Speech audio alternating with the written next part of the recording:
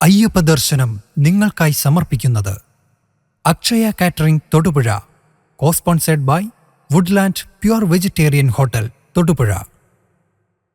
കാൽനൂറ്റാണ്ടിന്റെ വിശ്വസ്ത പാരമ്പര്യവുമായി Akshaya catering Thodupuzha.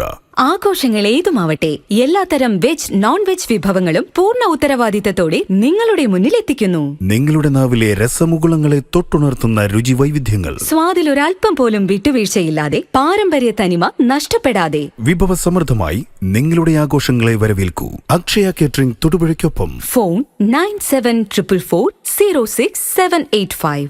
Akshaya catering Thodupuzha. ഹൈറേഞ്ചിന്റെ കവാടമായ തൊടുപുഴയിൽ രുചിവൈവിധ്യങ്ങളുടെ നിറക്കലവറയായി വുഡ്ലാൻഡ്സ് വെജിറ്റേറിയൻ ഹോട്ടൽ. കൈപുണ്യത്തിന്റെ മികവ് തെളിയിച്ചുകൊണ്ട് വിവിധയിനം ദോശകൾ, നോർത്ത് ഇന്ത്യൻ, ചൈനീസ് എന്നിങ്ങനെ കലർപ്പില്ലാത്ത വെജിറ്റേറിയൻ വിഭവങ്ങൾ. ഗ്രഹാതുരത്വം തുളുമ്പുന്ന അന്തരീക്ഷത്തിൽ വിശാലമായ കാർ പാർക്കിംഗ് സൗകര്യത്തോടെ Woodlands vegetarian hotel, Thodupuzha Muvattupuzha road, Madakkathanam, Kochangadi. ഇരട്ടി മധുരവുമായി വുഡ്ലാൻഡ് സ്വീറ്റ്സ് എന്ന മധുരക്കലവറയിൽ. ഞങ്ങളുടെ മറ്റൊരു സഹോദര സ്ഥാപനം വിജയ ബ്രിക്സ്, മടക്കത്താനം, കൊച്ചങ്ങാടി.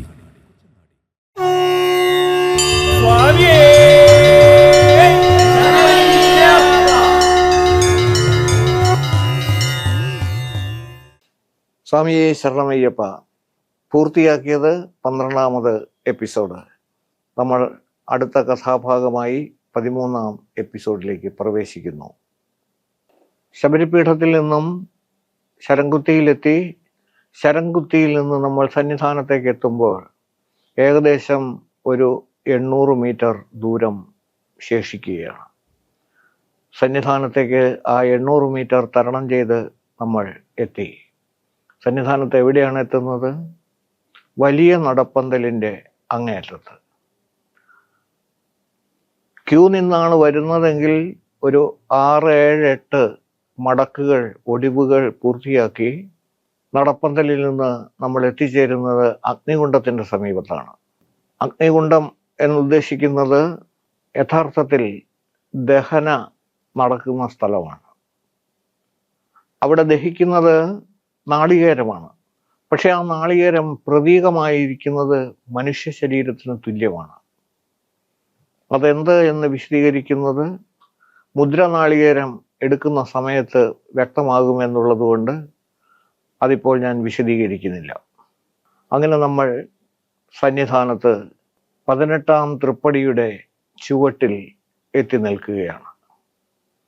അവിടെ നിന്നുകൊണ്ട് നമ്മൾ സാധാരണ രീതിയിൽ അവിടെ ഏറ്റവും വലിയ വിശേഷം ഇക്കാലത്തെ, അതായത് ഈ 2 മാസക്കാലത്തെ ഏറ്റവും വലിയ വിശേഷം എന്ന് ഉദ്ദേശിക്കുന്നത് മകര സംക്രമ നാളിൽ ധനു 30ാം തീയതി നടക്കുന്ന മകര സംക്രമ ഉത്സവം അഥവാ മകരവിളക്ക് ഉത്സവം, അതിനെക്കുറിച്ചാണ് ചിന്തിച്ചുകൊണ്ട് 18ാം പടി ഏറാൻ തുടങ്ങുന്നത്.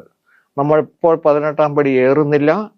18ാം പടിക്ക് സമീപത്ത് നിന്നുകൊണ്ട് ആ മഹത്തായ വിശേഷത്തെക്കുറിച്ച് നമ്മളൊന്ന് ആലോചിക്കുകയാണ്. ഇനി അല്പം ഫ്ലാഷ് ബാക്ക്. വീരമണികണ്ഠ സ്വാമി മഹിഷി മർദ്ദനത്തിന് ശേഷം, മഹിഷി നിഗ്രഹത്തിന് ശേഷം സതുപദേശങ്ങൾ കൊണ്ടും ആത്മതത്വോപദേശം കൊണ്ടും പന്തളത്ത് ഭൂപതിയെ മോഹിതനാക്കി ശബരിമലയിൽ പണിതീർത്ത ആ മനോഹരമായ ക്ഷേത്രത്തിൽ ശാസ്താ വിഗ്രഹത്തിൽ വിലയം പ്രാപിച്ചത് നമ്മൾ കണ്ടു.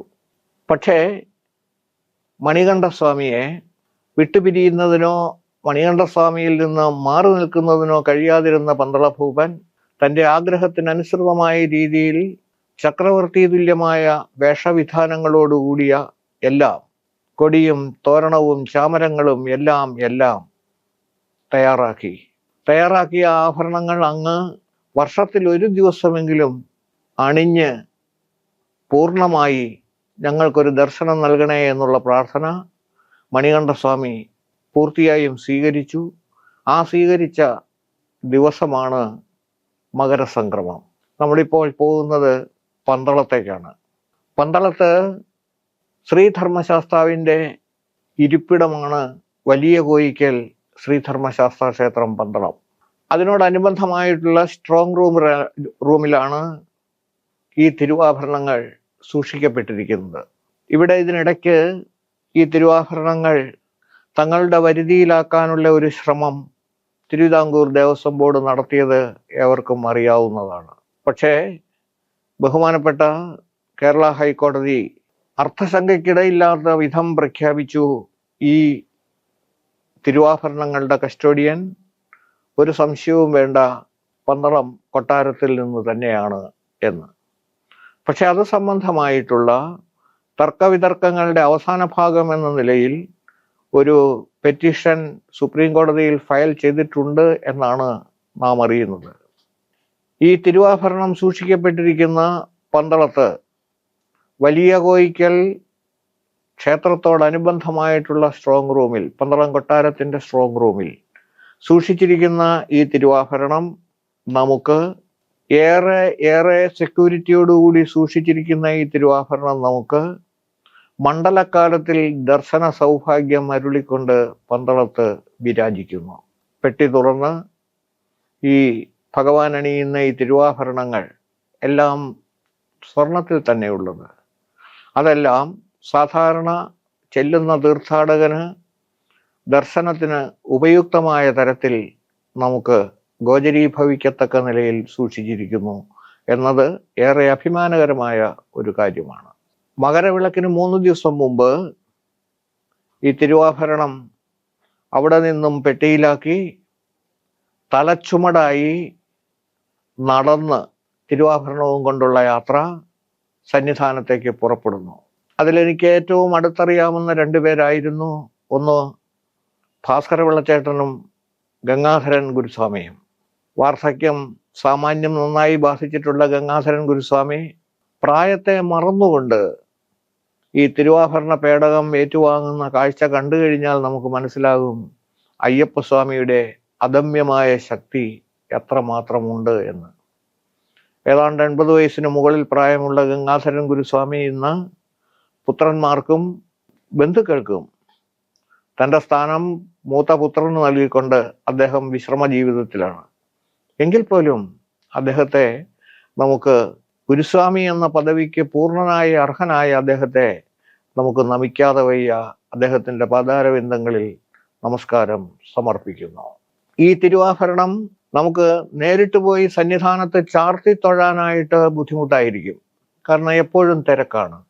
മാത്രമല്ല കേവലം 5 ദിവസം മാത്രമാണ് ഇത് ഭഗവാനിൽ ചാർത്തി നമുക്ക് ലഭിക്കുന്നത്. മകരവിളക്കിൻ്റെ അന്ന്, അതിന് പിറ്റേ ദിവസം, അതിന് പിറ്റേ ദിവസം, അതിന് പിറ്റേ ദിവസം, അതായത് 30, 1, 2, 3, 4 ദിവസങ്ങളിൽ മാത്രമാണ് തിരുവാഭരണം സന്നിധാനത്ത് ചാർത്തുന്നത്. അതുകൊണ്ട് തന്നെ ചെയ്യാൻ നമുക്ക് സാധിക്കുന്നത്, തിരുവാഭരണം ദർശനം ചെയ്ത് തൊഴണമെന്ന് ആഗ്രഹമുണ്ടെങ്കിൽ നമുക്ക് 2 മാർഗങ്ങളുണ്ട്. ഒന്നാമത്തേത് നേരെ പന്തളത്ത് പോവുക. അതായത് തീർത്ഥാടന കാലയളവിൽ വൃശ്ചികം, ധനു മാസങ്ങളിൽ പന്തളത്തേക്ക് പോകാൻ തയ്യാറായാൽ പന്തളത്ത് ചെന്ന് നമുക്ക് ഈ തിരുവാഭരണം കണ്ട് തൊഴുത് സായുജ്യമടയാൻ സാധിക്കും. ഭഗവാനിൽ തൊഴാൻ സാധിക്കുക എന്ന് പറയുന്നത് ഒരു വർഷത്തിൽ കേവലം പരമാവധി വന്നാൽ 1,00,000-ൽ താഴെ ആളുകൾക്ക് മാത്രമേ ഈ ദിവസങ്ങൾക്കുള്ളിൽ അവിടെ തൊഴുതാൻ സാധിക്കുകയുള്ളൂ. അതുകൊണ്ട് തന്നെ ഏറ്റവും അഭികാമ്യമായിട്ടുള്ളത് പന്തളത്ത് എത്തുക എന്നുള്ളതാണ്. ഉച്ചയ്ക്ക് ഏകദേശം 1 മണി സമയത്താണ് തിരുവാഭരണം പന്തളത്ത് നിന്നും യാത്ര ആരംഭിക്കുന്നത്. അങ്ങനെ ആരംഭിക്കുന്ന ആ തിരുവാഭരണ പേടക വ്യൂഹത്തിൽ 3 പെട്ടികളാണുള്ളത്. ആ 3 പെട്ടികളിൽ വലിയ കുട, തഴ തുടങ്ങിയിട്ടുള്ള എല്ലാ സാധനങ്ങളും ഉൾപ്പെടെ, തിരുവാഭരണം ഉൾപ്പെടെ ഈ 2 പെട്ടികൾ, ആ രണ്ടാമത്തെ 2 പെട്ടികൾ മാളികപ്പുറത്തേക്കുള്ളതും തിരുവാഭരണ പേടകം മാത്രം 18-ാം പടി കയറി സന്നിധാനത്തേക്കുള്ളതുമാണ്. പലപ്പോഴും 18-ാം പടിക്ക് താഴെ ഡ്യൂട്ടി നോക്കുന്ന പോലീസ് ഉദ്യോഗസ്ഥന്മാർ പഴയ ആളുകളില്ലാതെ പുതുക്കൂറ്റന്മാരെ അവിടെ ഡ്യൂട്ടിക്ക് ഇടുന്നത് കൊണ്ട് ഈ പെട്ടികൾ അവിടെ വച്ച് തടയുകയും സന്നിധാനത്തേക്ക് തിരിച്ചയക്കാൻ ശ്രമിക്കുകയും ചെയ്യുന്ന കാഴ്ച പലപ്പോഴും നമുക്ക് കാണേണ്ടതായി വന്നിട്ടുണ്ട്. നമ്മൾ എത്ര പറഞ്ഞാലും അവർക്ക് മനസ്സിലാവില്ല. അപ്പോൾ ഇതിനെക്കുറിച്ച്, ശബരിമലയിലെ ആചാരങ്ങളെക്കുറിച്ച്, ശബരിമലയിലെ വിശ്വാസ പ്രമാണങ്ങളെക്കുറിച്ച് ബോധ്യമില്ലാത്ത പോലീസ് ഉദ്യോഗസ്ഥന്മാർ അവിടെ ഡ്യൂട്ടിക്ക് വരുമ്പോൾ ഉണ്ടാകുന്ന ദുര്യോഗങ്ങളാണ് ഏറ്റവും പ്രധാനപ്പെട്ടതാണ്. തിരുവാഭരണ പേടകം പോലും തടഞ്ഞ് ആവശ്യമില്ലാതെ വിഷയങ്ങൾ സൃഷ്ടിക്കാനായിട്ടുള്ള ശ്രമം നടത്തുന്നത്. ശരംകുത്തിയിൽ നിന്നും ഏറ്റെടുത്ത് കൊണ്ടുവരുന്ന തിരുവാഭരണ പേടകങ്ങൾ 3 നേരെ 18-ാം പടിയുടെ സമീപത്തുകൂടി കടന്നു വരവേ വീതിയുള്ള പെട്ടിയും വിസ്താരമുള്ള പെട്ടിയും രണ്ടും രണ്ട് പെട്ടികളാണ്. മറ്റൊന്ന് കൂമ്പൻ പെട്ടിയാണ്. ആ കൂമ്പൻ പെട്ടിയിലാണ് ആഭരണങ്ങൾ എല്ലാം സൂക്ഷിച്ചിരിക്കുന്നത്. ആ പെട്ടി മാത്രമാണ് സന്നിധാനത്തേക്ക് വേണ്ടുന്നത്.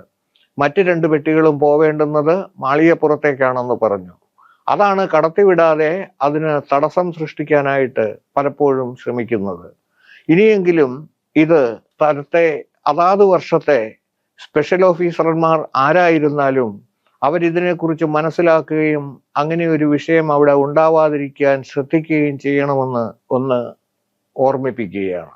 സന്നിധാനത്ത് കൊണ്ടുവരുന്ന ഈ തിരുവാഭരണ പെട്ടി സ്വീകരിക്കുന്നത് 18-ാം പടിക്ക് മുകളിൽ വെച്ച് ദേവസ്വം ബോർഡ് പ്രസിഡന്റും പരിവാരങ്ങളുമാണെങ്കിൽ ശ്രീകോവിലിന്റെ മുമ്പിൽ വെച്ച് ഈ പെട്ടി എപ്പോഴും സ്വീകരിക്കപ്പെടുന്നത് തന്ത്രിയും മേൽശാന്തിയും ചേർന്നാണ് സ്വീകരിച്ച് ആനയിച്ച് അകത്തേക്ക് കൊണ്ടുവന്ന് തുറന്ന് ഏകദേശം 40 മിനിറ്റ് കൊണ്ടാണ് ഈ തിരുവാഭരണം പൂർണ്ണമായിട്ടും അയ്യപ്പസ്വാമിയെ അലങ്കരിക്കുന്നത്. അതിന് ചില പ്രധാന കാരണങ്ങളുണ്ട്.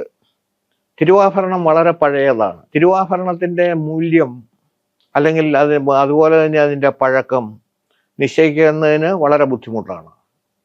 അയ്യപ്പസ്വാമിക്ക് വേണ്ടി അഥവാ വീരമണികണ്ഠന് വേണ്ടി സമർപ്പിച്ചതാണ് തിരുവാഭരണങ്ങൾ.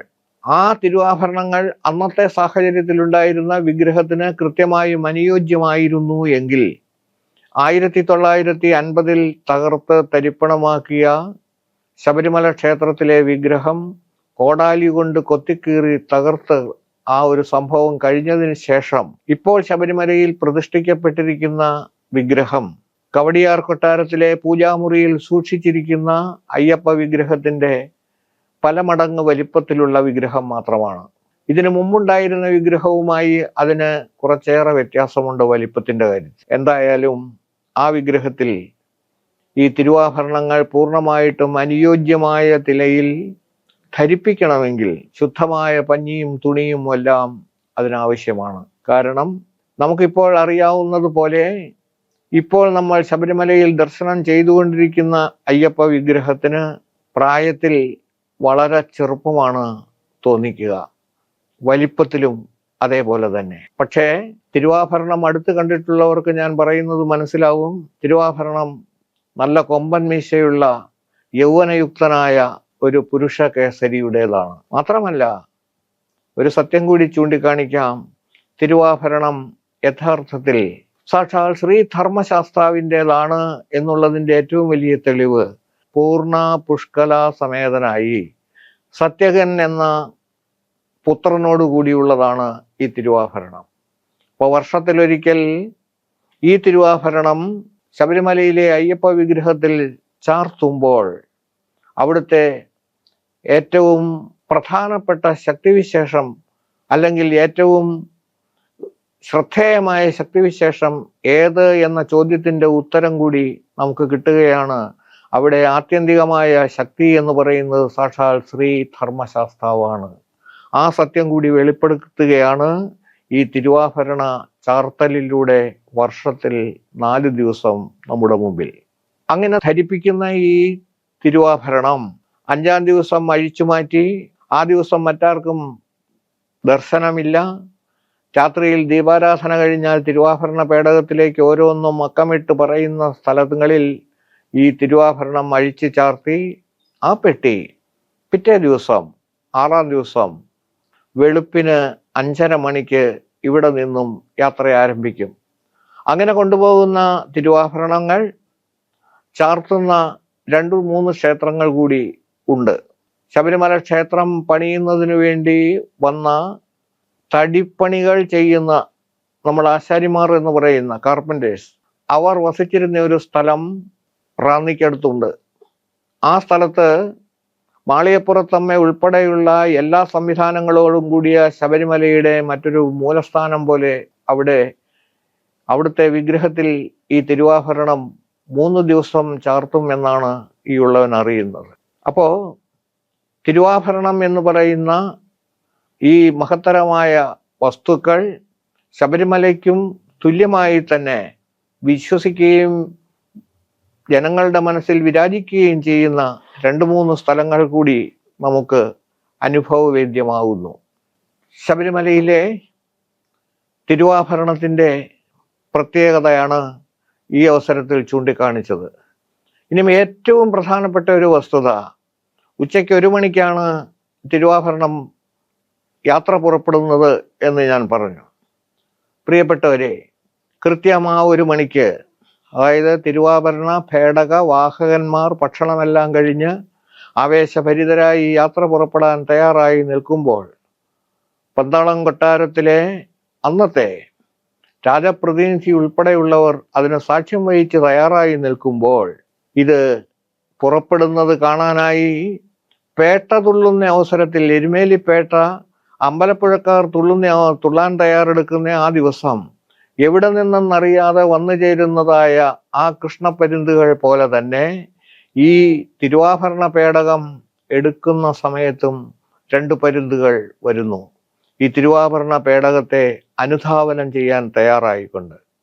അങ്ങനെ അനുധാവനം ചെയ്യുന്ന ഈ പരുന്തുകൾ ഓരോരോ സ്ഥലങ്ങളിൽ തിരുവാഭരണം ഇറക്കി വിശ്രമിക്കുമ്പോഴും അവിടെ തന്നെ അവരും വിശ്രമിച്ചിട്ട് ഈ പേടകം യാത്ര തുടരുമ്പോൾ ആ യാത്ര അവർ എത്ര കാലങ്ങളായോ അത്രയും കാലങ്ങളായി തുടരുന്നു. നമ്മൾ അറിയേണ്ട വസ്തുതയാണ്. വിശ്വാസങ്ങൾക്കും ആചാരങ്ങൾക്കും അപ്പുറത്ത് മനുഷ്യന് മനസ്സിലാക്കാൻ സാധിക്കാത്ത നിഗൂഢമായ പരമരഹസ്യങ്ങൾ പലതും ഇപ്പോഴും ശേഷിക്കുന്നു എന്നുള്ളതാണ് അതിൻ്റെ പ്രത്യേകത.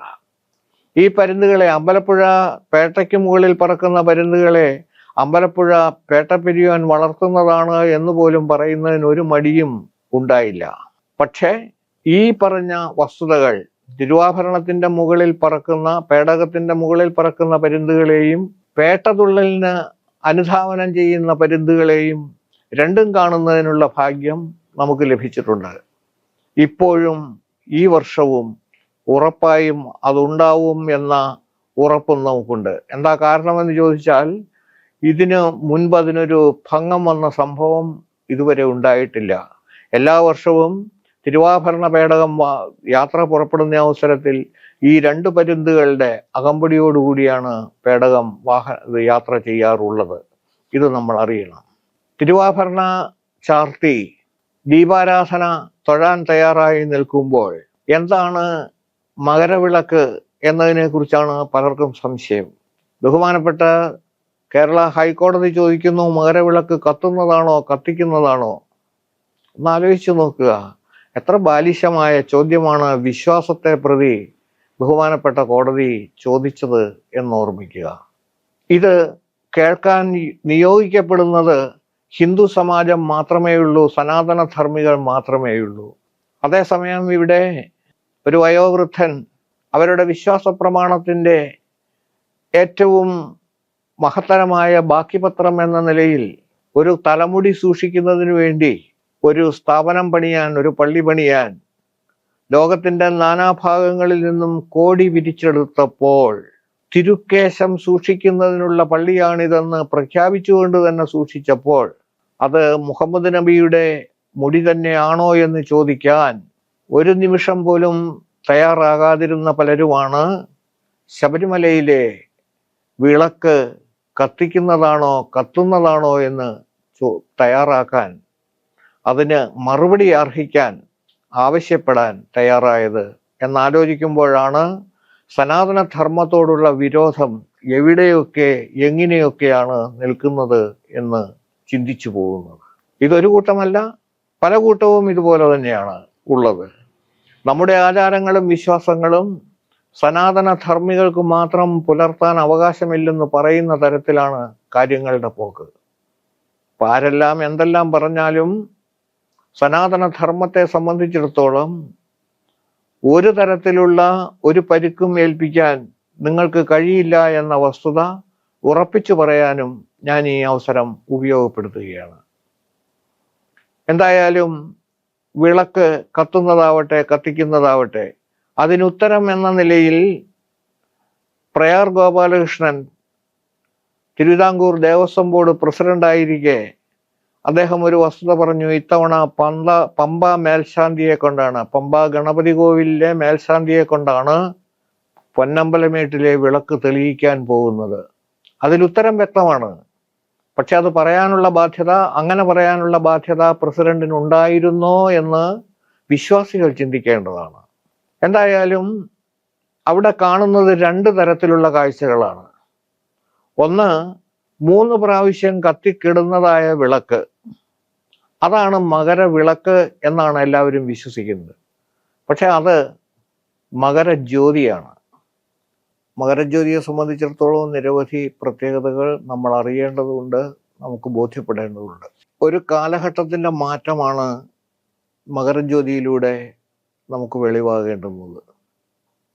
കാരണം സാധാരണ മനുഷ്യർക്ക് ദിനവും രാത്രിയും എങ്ങനെ അനുഭവപ്പെടുന്നുവോ അതുപോലെ ദേവന്മാരെ സംബന്ധിച്ചിടത്തോളം ദേവന്മാർക്കും ഈ ദിനവും രാത്രിയും അനുഭവപ്പെടുന്നുണ്ട്. അത് വ്യക്തമായിട്ടും നമ്മൾ അറിഞ്ഞിരിക്കേണ്ട വസ്തുതയുമാണ്. അതനുസരിച്ചിട്ട് കാലത്തിൻ്റെ മാറ്റം എന്ന് ഞാൻ ചൂണ്ടിക്കാണിച്ചത്, നമുക്കനുഭവപ്പെടുന്ന ദിവസം 24 മണിക്കൂർ, ഒരു പകൽ ഒരു രാത്രി സമം 24 മണിക്കൂർ എന്ന ആ ഒരു തരത്തിൽ ദേവന്മാരുടെ ഒരു പകൽ അധികം ഒരു രാത്രി സമം ഒരു ദിവസം എന്ന് കണക്കാക്കുമ്പോൾ നമ്മുടെ ഒരു വർഷമാണ് ദേവന്മാരെ സംബന്ധിച്ചിടത്തോളം ഒരു ദിവസമായി അനുഭവവേദ്യമാകുന്നത്. അതിൽ അതായത് പകൽ അവസാനിച്ച് രാത്രി ആരംഭിക്കുന്നത് പോലെ, രാത്രി അവസാനിച്ച് ഇരുൾ നീങ്ങി വെളിച്ചം വരുന്നത് പോലെ നമുക്ക് ഈശ്വരാധീനത്തിൻ്റെ ആരംഭം കുറിക്കുന്ന ആ സുദിനം കൂടിയാണ് മകരസംക്രമം എന്ന വസ്തുത എല്ലാവരും അറിയണം. അപ്പം ഇത് സംബന്ധമായിട്ടുള്ള പൂർണ്ണ വിവരം നമുക്ക് ഈ എപ്പിസോഡിൽ പൂർത്തിയാക്കാൻ സാധിക്കില്ല. അതുകൊണ്ട് തന്നെ അടുത്ത എപ്പിസോഡിൽ നമുക്ക് ആ വിഷയങ്ങളാണ് ഗൗരവമായി ചിന്തിക്കുന്നതും നിങ്ങളുടെ മുമ്പിൽ സമർപ്പിക്കുന്നതും. അതായത് ദേവന്മാരുടെ ഒരു ദിവസം, ആ ദിവസത്തെക്കുറിച്ച് നമുക്ക് വ്യക്തമായി ബോധ്യപ്പെടുത്താം. സ്വാമിയേ ശരണമയ്യം.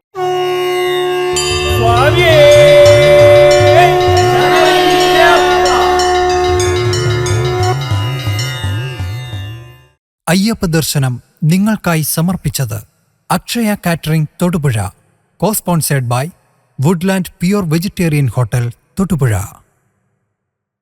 4 നൂറ്റാണ്ടിന്റെ വിശ്വസ്ത പാരമ്പര്യവുമായി അക്ഷയ കേറ്ററിംഗ് തൊടുപുഴ.